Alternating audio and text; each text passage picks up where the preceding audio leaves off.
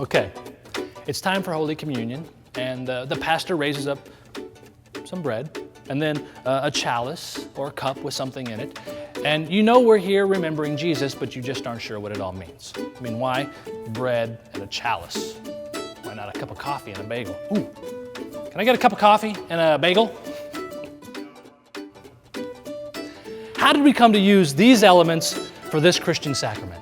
Well, we are about to find out what the bread and the cup of wine are all about on this episode of Chuck Knows Church. 2 creams, 5 sugars. The Chuck Special.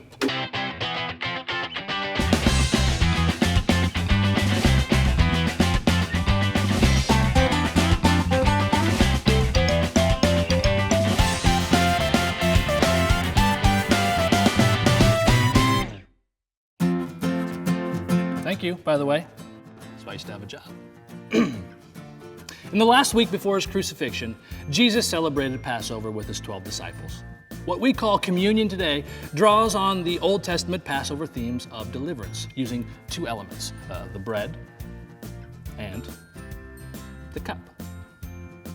And today, Holy Communion is one of 2 sacraments performed by ordained clergy. You see, Jesus used parts of the meal from the Passover celebration and gave them brand new meaning. The bread was used to remember when Pharaoh freed the Israelites. See, the Jews left Egypt in such a hurry, they couldn't even wait for the bread dough to rise. That's for real. That's not one of my jokes.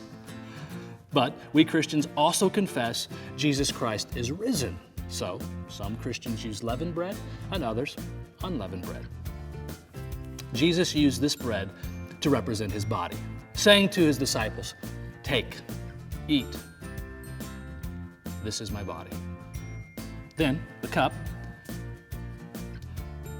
of wine, not coffee, that represented deliverance promised by God to the Israelites.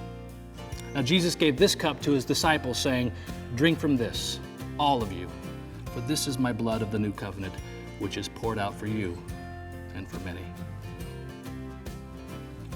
When we eat this bread and drink the cup, we remember all that God has done to save us. We recall the last meal of Jesus with his disciples, and it's in this act that Christ is especially present. And we ask the Holy Spirit to remind us that we are Christ's body in the world today. To learn more, and there is a lot more to learn, ask your pastor. Tell him Chuck sent you.